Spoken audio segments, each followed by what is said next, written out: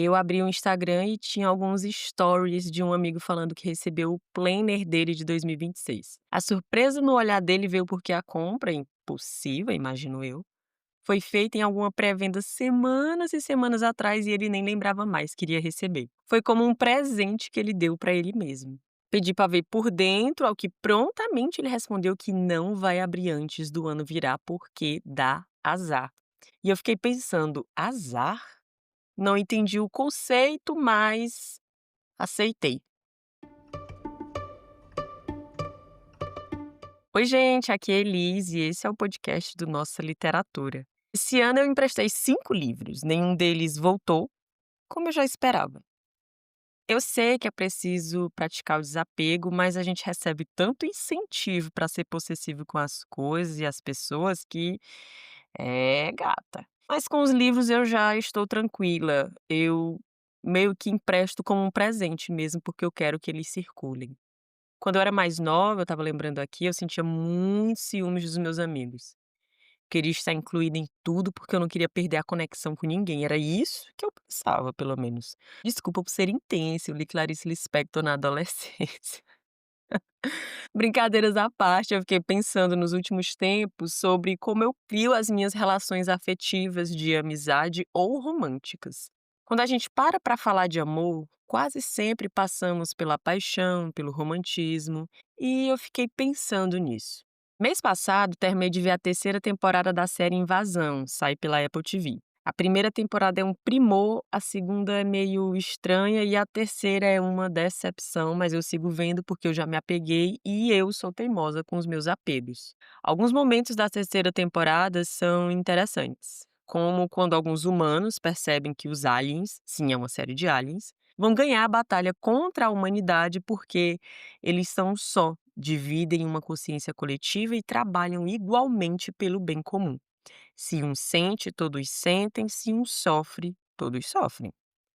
Em certo momento, outras pessoas chegam à conclusão de que a humanidade irá perseverar e resistir, porque nós, seres humanos, só chegamos até aqui como humanidade porque amamos, porque criamos vínculos, porque dependemos uns dos outros, porque buscamos proximidade. Vamos pensar em emoções específicas, talvez a mais conhecida de todas, o amor. Se a gente visualizar que o amor também pode ser um espaço de ações que torna possível a convivência, talvez a gente consiga perceber que sem essa disposição para aceitar o outro não existe possibilidade de existência. Para ser mais específica aqui para o nosso lado, não existiria linguagem, cultura, sociedade, não existiríamos. Pensar nesse nós, nessa coletividade, é interessante porque ela só existe justamente porque somos indivíduos. Recentemente entrou no ar uma série também da Apple TV chamada Pluribus, do mesmo criador de Breaking Bad. Eu sou fascinada por série de ficção científica e comecei a ver essa sem saber de nada. Eu vi o cartaz lá na TV e cliquei. E olha só, fui fisgada de cara. De repente, o mundo inteiro é infectado pelo vírus da felicidade, desenvolvido após uma descoberta curiosa anos antes. O mundo inteiro, inteiro mesmo, as bilhões de pessoas, todas passam a ser uma só, ter a mesma consciência, as memórias, sentimentos, pensamentos, tudo passa a ser de todos. Apenas 12 pessoas no mundo inteiro não foram contaminadas porque de alguma forma elas são imunes. Uma delas é a Carol, uma escritora de best-sellers que ela nem ela mesma gosta dos livros dela, que vive ranzinza e mal-humorada. Ela vê sua esposa, Ellen, morrer após ser infectada, assim como milhões de pessoas no mundo inteiro morreram após serem infectadas por esse vírus, porque ou você é imune, como essas 12 pessoas, ou você é infectado pelo vírus, ou você não resiste e morre bilhões de pessoas. Milhões, eu acho que chegou à casa dos bilhões que morreram, assim, que em algum momento a gente descobre. Ela começa a lutar para reverter isso. Vocês seriam como a Carol ou iriam simplesmente aceitar que agora não há mais individualidade no mundo e todos nós somos um só? Me parece uma realidade sufocante, principalmente porque o próprio corpo humano se transformou para permitir experiências de vínculo e não de anulação. Nós evoluímos para isso. Por exemplo, quando a gente ficou de pé milhões de anos atrás, quando nos tornamos bípedes, quando nossas mãos se libertaram da função de apenas locomoção, algo mudou profundamente. O nosso rosto, que antes era virado para baixo, se tornou central. A postura face a face permitiu um tipo de intimidade que não existia antes. O rosto é vulnerável, único, ele é aberto, sensível e cheio de sinais. A partir desse papel central, é óbvio que a boca também veio nesse pacote. Ela ganhou erotização e, consequentemente, o beijo surgiu como gesto de troca simbólica. Olhar para o outro ficou mais fácil, mais direto, mais constante. E tudo isso intensificou a experiência de estar junto, da gente se reconhecer e de criar laços com outras pessoas. E assim, antes de ser romance, antes de ser atravessado pela paixão ou pelo erotismo, o amor foi, eu imagino, uma necessidade. Antes de ser poesia, até porque é um dos temas mais falados na poesia, e os romances também na prosa e na poesia. Foi mecanismo de sobrevivência antes de ser ideal, o amor foi como uma prática, uma necessidade mesmo. O amor permitiu que a espécie humana sobrevivesse apesar da nossa fragilidade, seja física, mental, enfim, comportamental, social. Basicamente, é o que a terceira temporada de Invasão tenta se aprofundar, mas infelizmente sem sucesso. Quando eles vão chegando a esses pontos interessantes de subjetividade, para a gente refletir sobre essa questão de individualidade e coletividade, a série foge para outros rumos completamente desconexos. Nossa, gente, é uma decepção, dá uma raiva. Parada para beber água, voltamos com o nome do nosso divo na boca. Sim, gente, o Freud. Como que pode uma pessoa ter falado de tudo? Não vou me aprofundar no Freud em si, porque eu realmente não sei muito sobre, né. Sempre que eu pego algo para ler do Freud, tem relação com literatura, é literatura atravessada pela psicanálise, e aí usam Freud, óbvio, como fonte.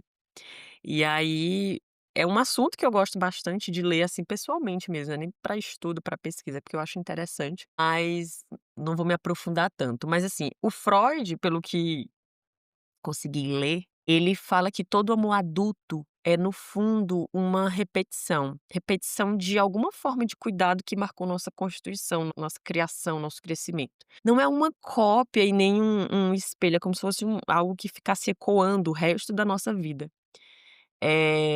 A tentativa de reencontrar algo que significou sobrevivência, enfim, acolhimento. E parando para pensar, eu meio que já senti sensações parecidas lendo alguns livros. Tipo, lá em 2015, quando eu peguei a tetralogia napolitana para ler, eu estava meio afastado da literatura, porque era na época que eu estava fazendo faculdade de jornalismo e eu vivia exausta, porque eu trabalhava o dia inteiro, estudava à noite. Era cansativo, então meio que não tinha tempo para fazer mais nada além de trabalhar, estudar e dormir.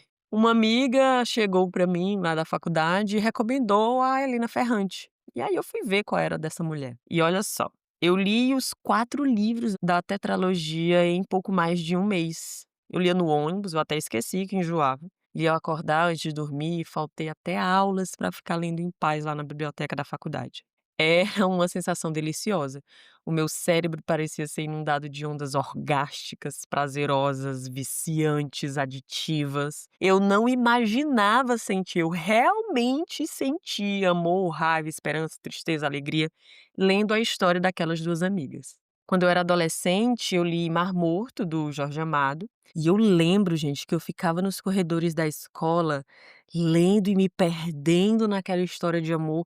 Eu sentia o cheiro de mar, eu sentia a minha pele grudada de sal, não era só imaginar que eu sentia aquilo, eu realmente sentia aquilo, é uma coisa muito doida, não sei se vocês já testemunharam uma experiência, já sentiram algo do tipo. E desde então, meu cérebro de leitora se condicionou a procurar por experiências parecidas, por livros que não me desconectassem da realidade, mas que me deixassem com os pés tão fincados na história, que a realidade que passaria a existir era apenas aquela era a verdade. Pensa comigo, se essa necessidade de vínculo tá tão intrincada, na nossa história, da nossa espécie, não é estranho que o amor, seja por pessoas, livros, músicas, por momentos, memórias, enfim, ocupe esse lugar tão avassalador nas nossas vidas. Que ele organize os nossos pensamentos, os nossos medos, os nossos planos. O amor não é de um todo exagerado. Eu vejo mais como algo ancestral, algo histórico que está acompanhando a gente e, óbvio, evoluindo com a gente. E essa questão de amor, de ancestralidade me faz lembrar de um livro que eu li há uns 2, 3 anos, eu acho, chamado Um Defeito de Cor, da escritora brasileira Ana Maria Gonçalves. Inclusive ela veio aqui para Teresina, para o Salip, e eu consegui um autógrafo na minha edição toda surrada de Um Defeito de Cor, porque é um livro gigantesco, mas, gente, que saudade dessa história. O livro é enorme, mais de 1000 páginas, mas a gente vai, assim, se envolvendo tanto que as sensações que eu sentia quando era adolescente desses livros que eu falei antes, elas meio que se repetiam com essa história. É uma história tão triste, tão forte, caótica, mas ao mesmo tempo tão iluminada. Uma história que não parece que ela tá contando só a vida da Candace, mas uma experiência inteira, uma coletividade inteira.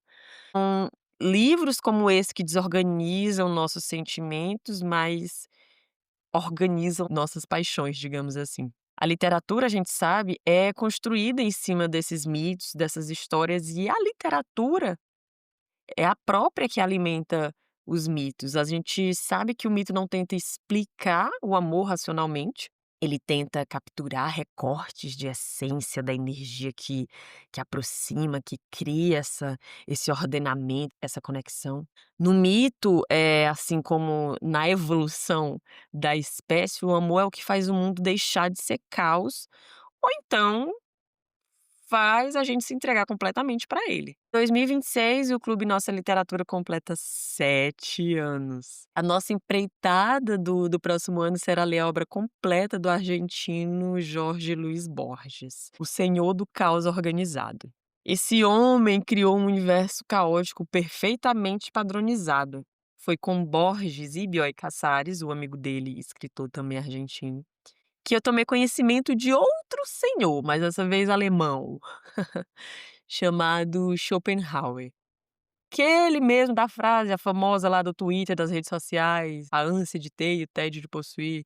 Essa frase que você encontra agora todos os dias nas páginas de frases óbvias pelo Instagram, pela internet afora. Ele defendia a existência de uma força cega e irracional chamada vontade, que rege o universo e o sofrimento humano. Olha só a gente já falando de sofrimento.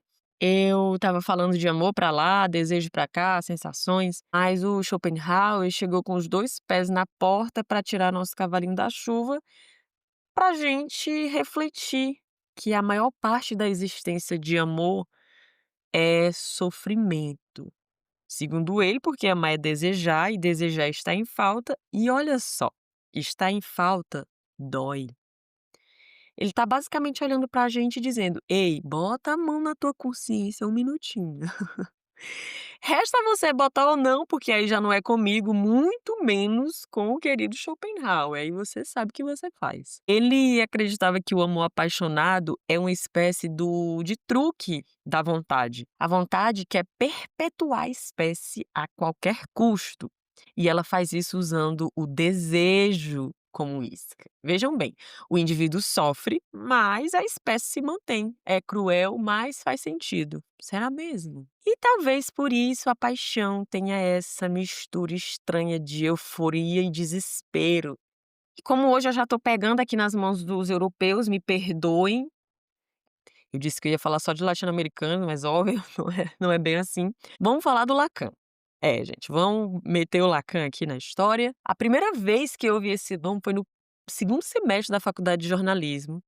E eu lembro que eu bati tanta cabeça para entender, assim, os conceitos que ele trazia, e eu saí entendendo um pouco, mas assim, hoje eu percebo que eu não entendi era nada, na verdade. O Lacan também foi psicanalista, assim como Freud, era ele quem falava que amar é reconhecer que somos falta, que é um pouco como Schopenhauer fala da falta do desejo e do amor ser sofrimento. E se a gente destinar essa falta para algo ou alguém, as coisas ficam mais claras. Basicamente, a gente confia a alguém essa falta, porque amar é dar ao outro o que não se tem. Seria a literatura ou as artes em geral um acordo simbólico entre as nossas incompletudes? A literatura só existe porque os leitores existem. A arte só existe porque nós existimos.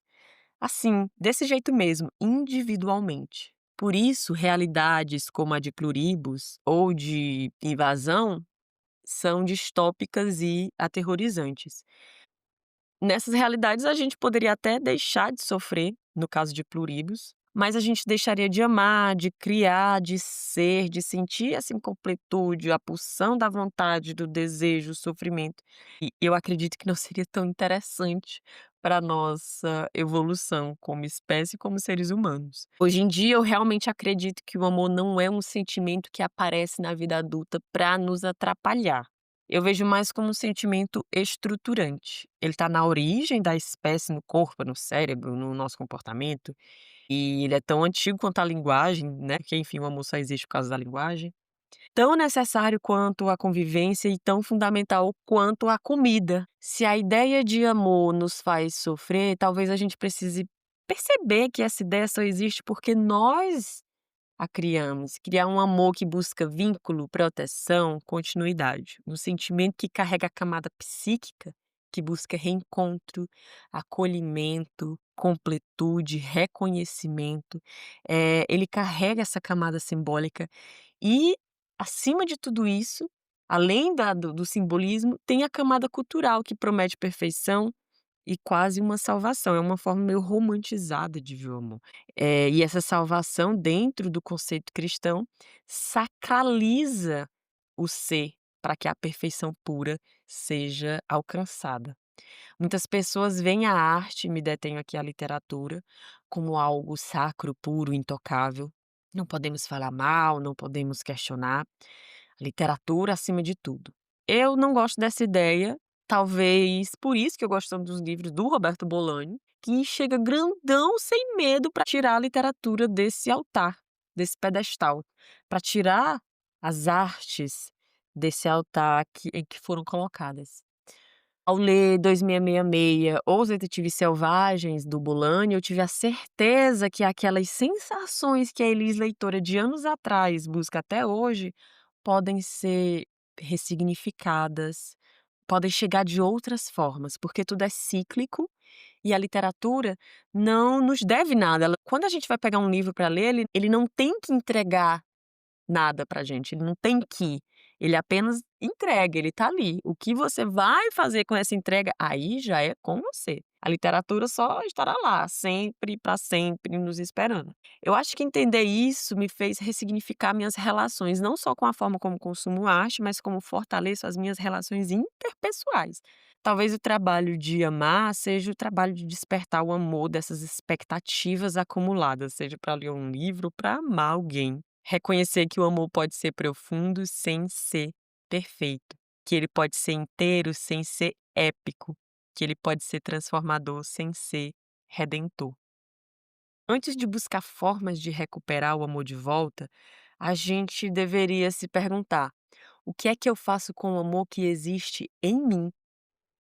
Por via das dúvidas, para não ter azar nem no jogo e nem no amor, quando eu receber meu planner de 2026, eu também vou abrir só em janeiro. Vai que dá azar e eu tô com uma paz terrível nos amores que eu prefiro seguir a intuição do meu amigo e não arriscar. Obrigada para quem ficou até aqui comigo. Hoje eu falei demais e vocês me dizem aí se tá legal, se a gente continua. Até o próximo.